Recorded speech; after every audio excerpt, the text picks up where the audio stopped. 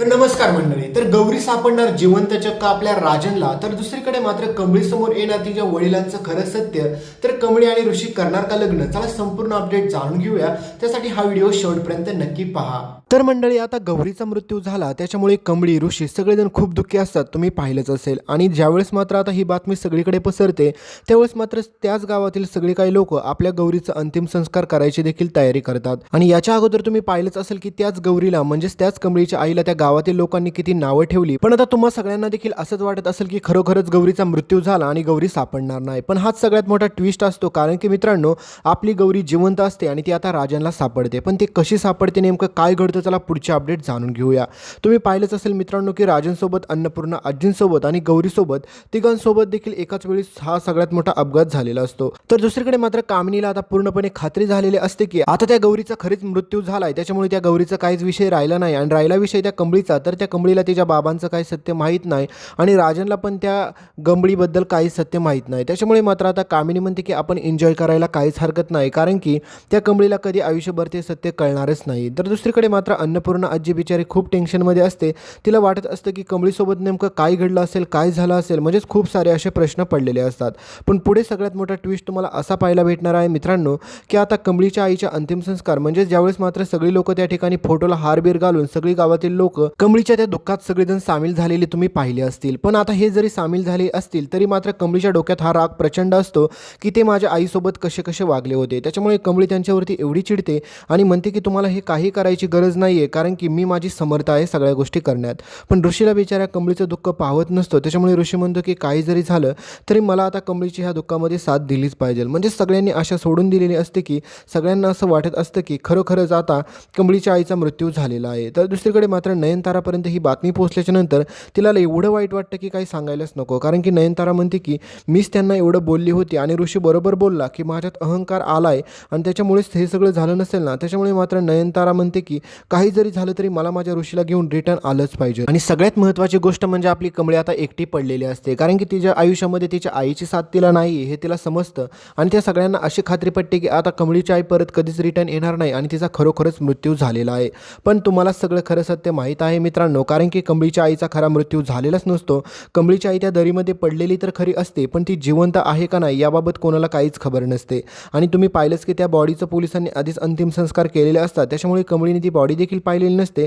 पण त्या शेजारी सापडलेली ती काळ्या मण्यांची जी काही माळ असते आणि बाकीच्या काही गोष्टी, कानातील रिंगा, हे सगळं पाहून मात्र कमळीला वाटते की ती तिच्या आईचीच खरी बॉडी असेल आणि ते सगळेजण आता मानतात की कमळीच्या आईचा मृत्यू झाला. दुसरीकडे ऋषी मात्र आता कमळीला म्हणतो की काही जरी झालं तरी कमळी, मी आता तुझ्यासोबत ह्याच गावामध्ये राहणार, त्याच्यामुळे तू काळजी करू नको.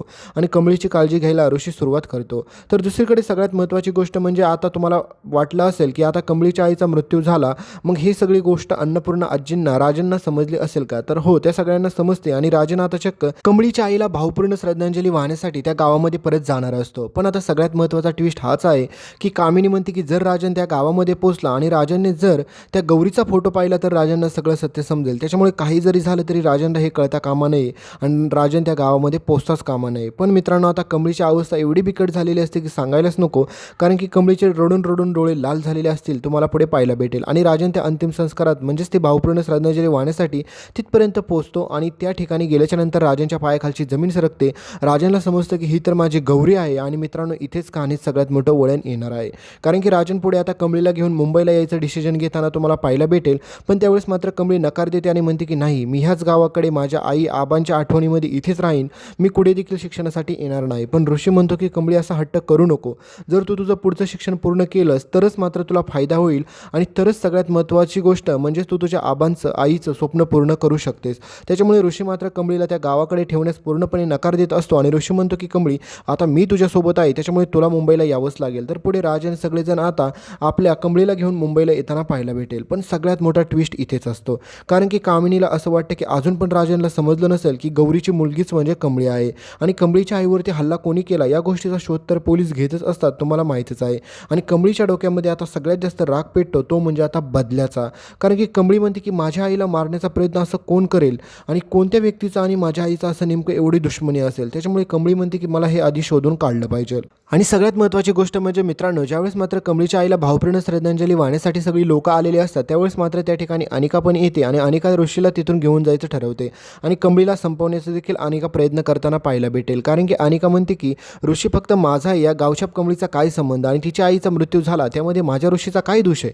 तर हे सगळं म्हणून आता अनिका ऋषीला तिथून घेऊन जाण्यासाठी तर येणार आहे खरं, पण मात्र अनिकाचा तो प्लॅन देखील सक्सेस होणार नाहीये. तर दुसरीकडे मात्र ऋषी देखील कमळीसाठी त्या गावात राहायला तयार असतो, पण मात्र तिथे राहण्यास तो नकार देतो आणि फायनली कमळीला घेऊन त्या ठिकाणावरून थेट मुंबईला येतो, कारण की तिचं राहिलेलं शिक्षण पूर्ण करण्यासाठी.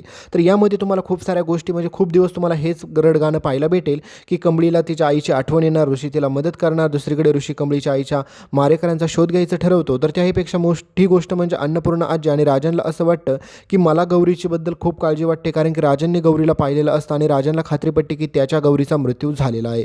म्हणजेच राजनला समजतं की आता कमळीलाच आपण सांभाळलं पाहिजे, तिलाच वाढवलं पाहिजे, कारण की आपल्या मोठ्या नातीचा तर काही पत्ता नाही आहे. कारण की मला माझी मुलगी भेटेल का नाही, पण अन्नपूर्णा आजी म्हणतात की मला माझी मोठी नातमधून कमळी चालेल आणि आपण तिला वाढवूया, तिचा सांभाळ करूया. पण मात्र कामिनीला सगळ्यात मोठा आता राग ह्याच गोष्टीत येतो की कामिनी म्हणते की चक्क अगं वहिनी तुला काही वेळ लागले का, ह्या असल्या गावछाप कमळीला आपण आपल्या घरात ठेवून घ्यायची काय गरज आहे, तिला तिकडे गावाकडे पाठवून दे ना. पण आता कमळीवरती काय वेळ आली तुम्हाला देखील माहितीच आहे की तिच्या आई ह्या जगात नाही, तिच्या आबा पण राहिलेलं नाही, असं सगळ्यांना आधी वाटत असतं. पण मित्रांनो आता तरी देखील राजन म्हणतो की हे घर माझं, या घरावरती प्रॉपर्टीवरती सगळीकडे हक्क माझा आहे, त्याच्यामुळे या घरामध्ये कोण राहणार कोण नाही हे मी ठरवेल.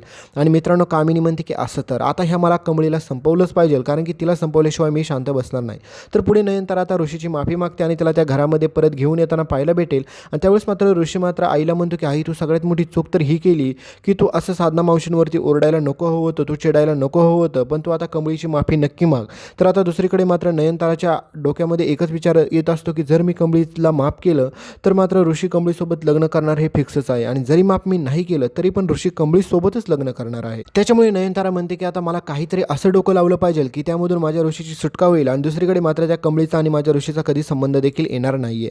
पण सगळ्यात मोठा महत्त्वाचा ट्विस्ट मित्रांनो, आता तुमच्या सगळ्यांना पण असंच वाटलं असेल की आपल्या कमळीची आई गौरी म्हणजेच सगळ्यांची साधना मावशी, तर काही जणांना माहीत असेल सरोज नावाने, तर हिचा खरंच मृत्यू झाला असेल का. तर मित्रांनो सगळ्यात महत्त्वाचा ट्विस्ट म्हणजे मी हाच सांगतो तुम्हाला की तिचा खरं मृत्यू झालेला नाही आहे. म्हणजेच मित्रांनो कहाणीत हेच सगळ्यात मोठा ट्विस्ट आहे आणि हा तुम्हाला खूप खूप दिवसानंतर पुढे पाहायला भेटणार आहे. म्हणजेच आपली गौरी त्या जंगलातून खाली पडलेली तर असते, म्हणजे त्या दरीत तर पडली पण ती जिवंत वाचलेली असते आणि ती सापडलेली कोणाला असते माहिती आहे का, कारण की त्याच जंगलामध्ये जंगलाच्या साईडला राहणारी जी काही लोकं असतात ना आदिवासी, त्यांना आपली साधना मावशी म्हणजेच कमळीची आई गौरी सापडलेली असते आणि ती जिवंत असते आणि ती तिथंच राहण्याचा निर्णय घेते. कारण की तिला माहीत आहे की जर कमळीला समजलं तिच्या वडिलांचं तिच्या आजूबाजूच्या लोकांचं खरं सत्य तर त्याच्यानंतर माझ्या कमळीच्या जीवाला धोका निर्माण होईल, त्याच्यामुळे आपली गौरी तिकडेच राहण्याचा निर्णय घेते. आणि सगळ्यात मोठा ट्विस्ट म्हणजे तुम्हाला माहितीच आहे की राजन एवढा मोठा बिझनेसमॅन आहे, त्याच्यामुळे राजन बिझनेसच्या निमित्त अशा मोठमोठ्या प्रॉपर्टीज इस्टेट पाहायला जातच असतो आणि त्याच वेळेस मात्र राजनची आणि आपल्या गौरीची भेट होणार आहे आणि तिथेच कहाणीमध्ये सगळ्यात मोठा ट्विस्ट येणार आहे. कारण की राजनला ज्यावेळेस मात्र आपली गौरी भेटते त्यावेळेस मात्र सगळा काही कहाणीचा बदलता रूप तुम्हाला पाहायला भेटेल आणि हे सगळं तुम्हाला पुढे पाहायला भेटणार आहे. त्याच्यामुळे एक गोष्ट लक्षात घ्या की आपली गौरी जिवंत आहे ही उडी, कारण की मित्रांनो हा ट्विस्ट तुम्हाला पुढे येताना पाहायला भेटणार आहे. त्याच्या अगोदरच मी तुम्हाला सांगतो, त्याच्यामुळे व्हिडिओवरती नसेल तर लाईक करा, चॅनलला सबस्क्राईब करायला विसरू नका. इथपर्यंत व्हिडिओ पाहिला असेल तर हाईप नक्की